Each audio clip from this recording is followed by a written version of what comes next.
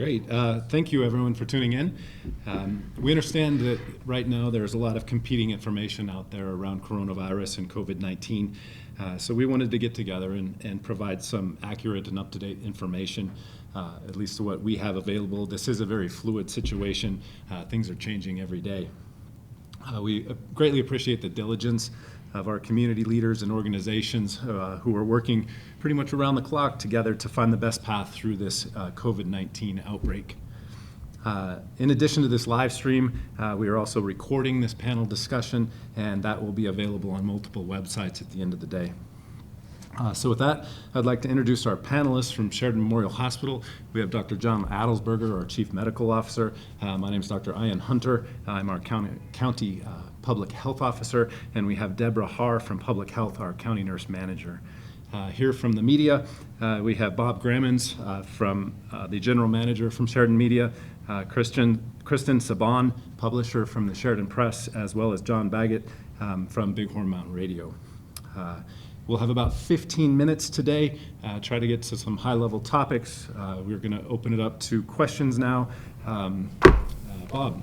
Well, first off, let's talk about the capacity of the hospital to respond to the surge, supplies, ventilators. Can you elaborate a little bit about how the hospital is equipped to handle that surge right now? Absolutely. I think first, if I can, I'm going to preface that a little bit. We have a graph up here adapted from the CDC. If you look on this side, we have number of cases. If you look down here, we have time since our first case, and so this is time moving forward. This dotted line up here is our healthcare system capacity.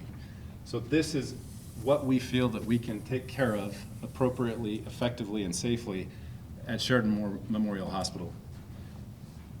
If we do things like social isolate, do things like South Korea did, limit the spread, wash your hands, clean your devices, try not to congregate in groups, we can actually slow down the number of coronavirus cases we have and not overwhelm our hospital system. If we continue to gather in groups, if we continue to do high-risk behaviors, not socially isolate ourselves, you get more of a surge of patients.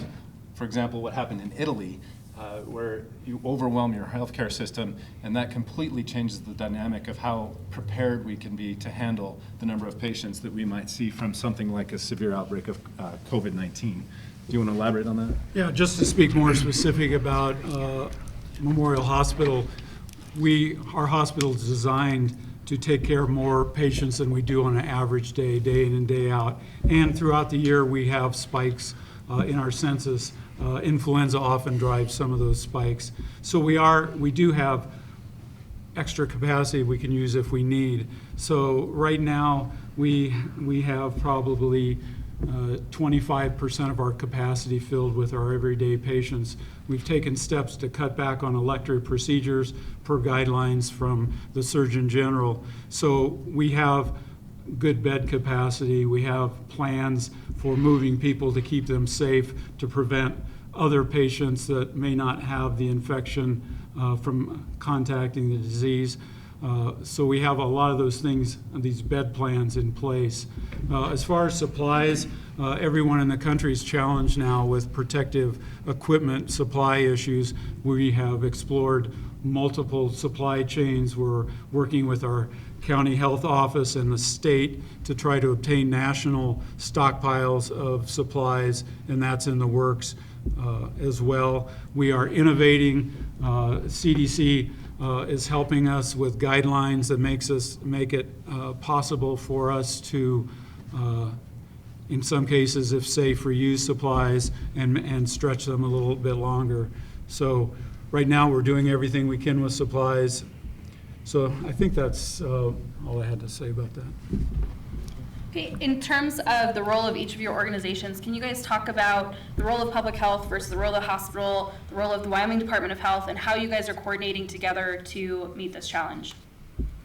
Absolutely. So the role of Sheridan County Public Health is to help coordinate and support the Sheridan County Incident Management Team and the Sheridan Memorial Hospital, and contribute information from the Wyoming Department of Health and CDC for correct, up-to-date, current information as soon as we have it available to help support the effort to combat the virus. For the panel, I have a two-part question about testing. And the first is exactly who is being tested? And if you wouldn't mind following up with that, answer the question, why not test everyone? Go ahead and take that first part if you want. Okay. No. Initially, testing supplies have been very hard to come by. This is a difficult test. It takes multiple hours to run the test. At the start of the outbreak, we could only do about 10 tests statewide. Up to this point, according to the Wyoming Department of Health website and our discussions, it looks like they've passed 230, 240 tests that we've done statewide so far. So the tests themselves, it's hard to get results back. It takes about 3 to 5 days to get results back from the tests. So in the early part of this illness, we've really only tested people who are very high risk, contacts of known cases, patients who have traveled from high risk areas, things that can be seen on the CDC website. As test kits become more available, and hopefully we have different methods to test, that's going to expand eventually. But certainly testing has been a very difficult thing as well. We just simply don't have numbers or the ability to test people. It's a slow process right now. Just to tag on, our approach to testing now is the guidelines have been really loosened up so we can test more people. We all need to know more about what's going on in our community, and the only way we can really do that is to increase our testing. So Dr. Hunter mentioned that the constraint at the testing level is starting to ease up. The hospital is improving its ability to get tests done. So we have expanded our ability to do testing. Primarily, we were doing it through some clinics. Pediatrician clinics were doing some testing, and we were controlling the number of potentially infected patients to our hospital in through the ED urgent care entrance, and people were being screened, and decisions about testing were made now. Now we have developed an off-site testing facility where some of the screening that's going on at the hospital and clinics, those people will be able to obtain the patient's name and phone number and date of birth and be able to call the testing center and have an order for a test and then schedule that test. So we'll ask people to come to a certain place and they will be able to remain in their car, and we will come obtain the specimen. It'll be safer for patients. It'll keep them away from other potentially exposed patients, and it will also keep our staff safer. The best place to be is an open air, not a confined space. So that's started this morning, and it will continue on, and we'll be updating people. We are closely monitoring how many tests we need to get done to really adequately survey our county. Testing supplies are a concern for all of us, and we're closely monitoring those. At some point, we may need to tighten things down, but right now, we've really taken a fairly liberal approach to getting tests so we know what's in our community. We believe if people understand that there is community spread, that they'll take these guidelines a little more seriously and comply with quarantines and self-isolation. Could we talk a little bit more about how the testing works exactly and specifically, and what's the methodology? How does it all start and end? So in Sheridan County, locally, we would ask that patients either contact their provider of choice, their physician, or call our 672-1004 number at the hospital. You will be directed through a screening process over the phone, and then if you are deemed to meet criteria for testing, then we would help arrange to do that by appointment at this time. The yield of asymptomatic testing is pretty low.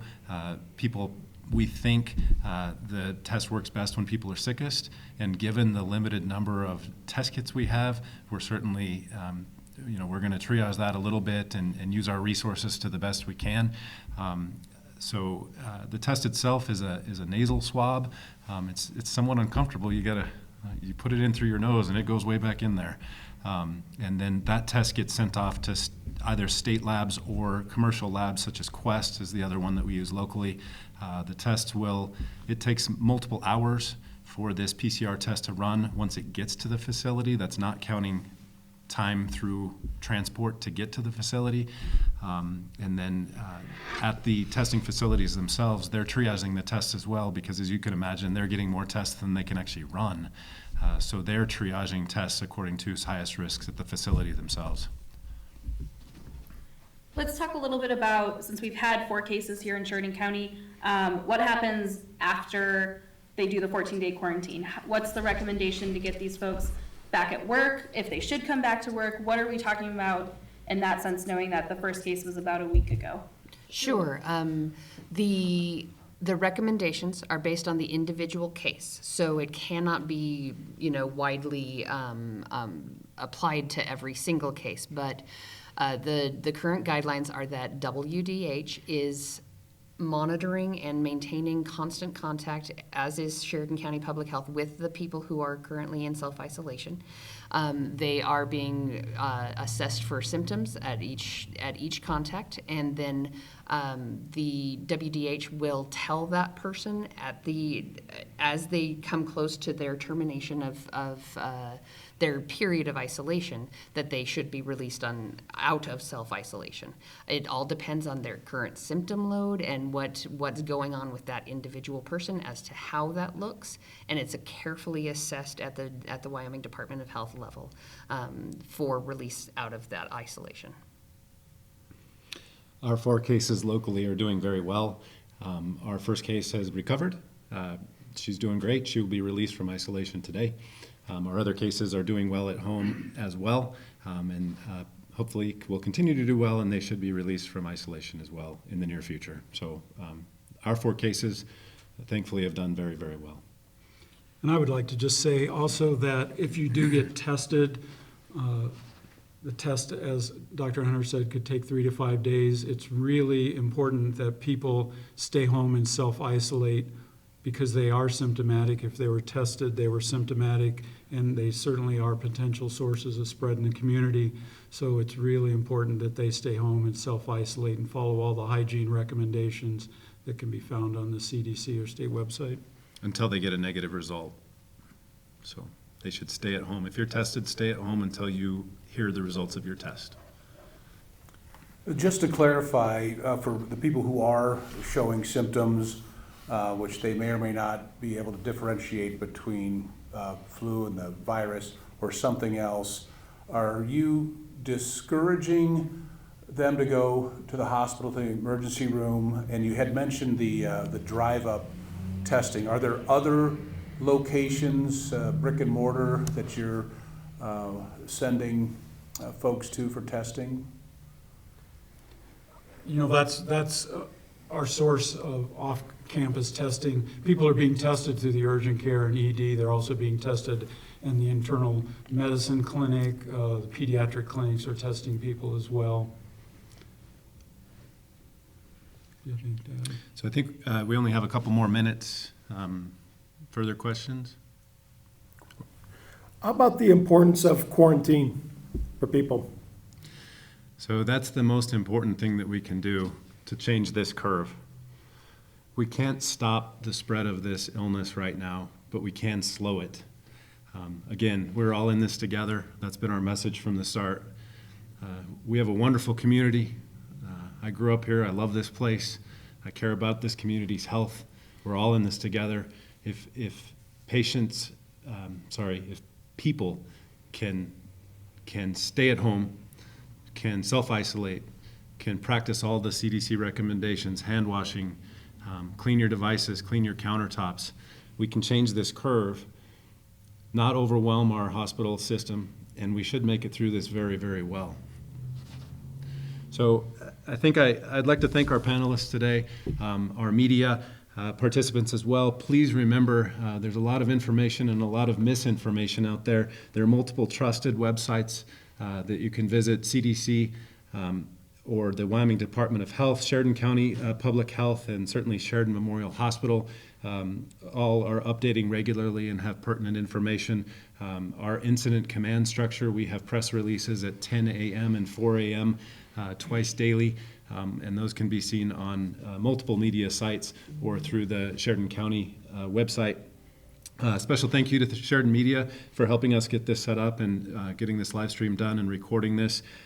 This video should be posted online soon for you to view. Thank you all for tuning in. If you can, pass this information along, and we're all in this together.